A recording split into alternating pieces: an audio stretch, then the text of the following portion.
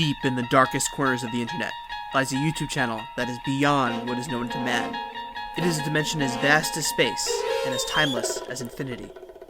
It is the middle ground between light and shadow, between science and superstition, and it lies between the pit of man's fears and the summit of his knowledge. This is the dimension of imagination. It is a YouTube channel which we call Flash Forward Reviews.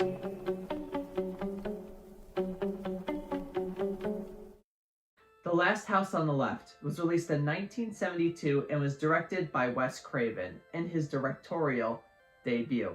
It stars David Hess and is about two girls who go to the city for a concert but get kidnapped by a group of escaped convicts. Boy, oh boy, this film. There's a lot to say about it. A lot of it's spoilers, but I won't spoil it. But before anything, I do want to say this movie is a huge trigger warning. So if you are very scared and you can't see like rape scenes or stuff like that on screen, I am very much so in the same boat as you guys. There is a lot of it in this movie, and it is done well enough so it is very real, everything that's happening. Sometimes you'll see in a movie, you're like you know, they'll zoom away from it so you don't see it, or it's done like very not tasteful at all. And by that I mean you don't need to have it in the movie. Why is this even involved? This is just to disgust people. In this movie, they show a lot.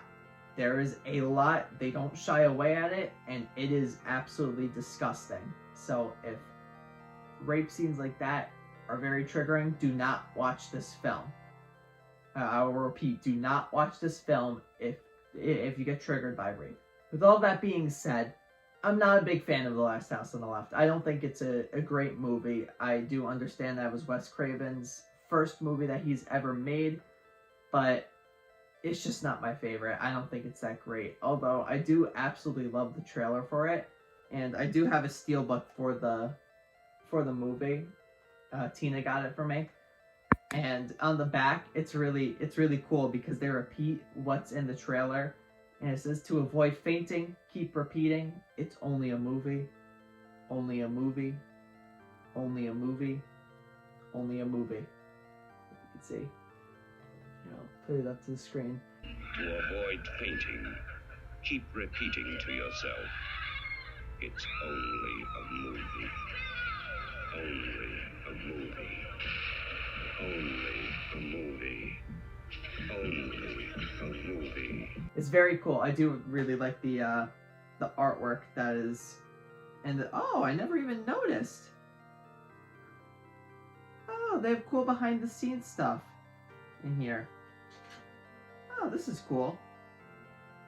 I have this little card. This isn't meant to be a steelbook review. But yeah. And I just look over and see that Liverpool has just scored a second goal, and it's 13 minutes in. So if you're wondering what when I'm recording this, what did they do? Let's say. Is he off? Nope, that's a perfect. Oh, he might be offsides. Alright, this might be disallowed. He might be offsides. But alright, we're getting too distracted. Let's record The Last House on the Left. So in terms of things that I like about this movie, I think that the gore and the later half of the movie is very, well, overall it's very good, but at the end, the gore is very good, and the ending is very strong, and I really like the ending. And the ending is why you watch this movie. It is one of those movies where they want you to feel satisfied by the end. I won't say I was completely satisfied, but the ending is very strong. In terms of other things, the cinematography is very good. The filming location of this film is absolutely gorgeous. Like, it is nice backcountry, a lot of this movie, and I really like the backcountry stuff. And in terms of the last thing that I'll say about this movie The acting is very strong. There was no performances that were weak. Now, there's something I will talk about in the cons that could relate to the acting, but I wouldn't say that any of these people are bad actors. In terms of cons, I think the writing is really bad. And by that, I mean there are two characters. And I understand why they're written like this. But, something about it I absolutely hate. And it's these two cop characters. And they're the biggest bumbling idiots. And it's not the fact that they're bumbling idiots that I don't like. It's the fact that it's being intertwined with trigger warning and spoiler rape scenes. So you're going to see people getting raped, and then you're going to go to these two cops and they'll be like, oh, we can't fit in this car. Why don't we put a rope on the top and then we'll drive over there to see what's happening. That is intertwined with those scenes. And I know it's to relieve tension because it's not, you're watching those scenes, but something about it just doesn't sit right with me. And it was making me wildly uncomfortable, and I was really hating watching it. And on top of that, some of the dialogue isn't the absolute best. There's a few good lines, but the writing overall is not that good. And in terms of my last con, I would say that it's just not enjoyable.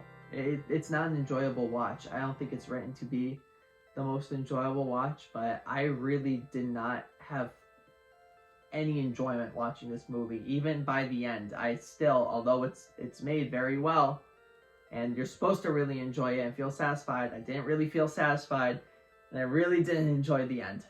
So, overall, I would give The Last House on the Left a 6 out of 10, and I would not recommend this. This is not a good watch. It's not anything. It's just not really good to watch. So thank you everyone for watching this review, and be on the lookout for more reviews in the future. Next weekend is Halloween, and like I've been saying, there's going to be a fun video that's going to be coming out a few days after Halloween. I will try to have something on the day of Halloween. I don't know what it's going to be yet, but it'll be something a lot of fun. And be on the lookout for the video after. It's going to be taking a lot of effort, so that Tuesday after Halloween, you might not get a video. Friday, it's possible you might not get a video. Not this Friday, not this Tuesday that's coming up. You'll have videos. The next Friday and Tuesday, you might not have videos. But there's going to be a banger of a video then on that next Sunday. So be on the lookout for everything that's going to be coming out on the channel. But let's flash forward to the next review.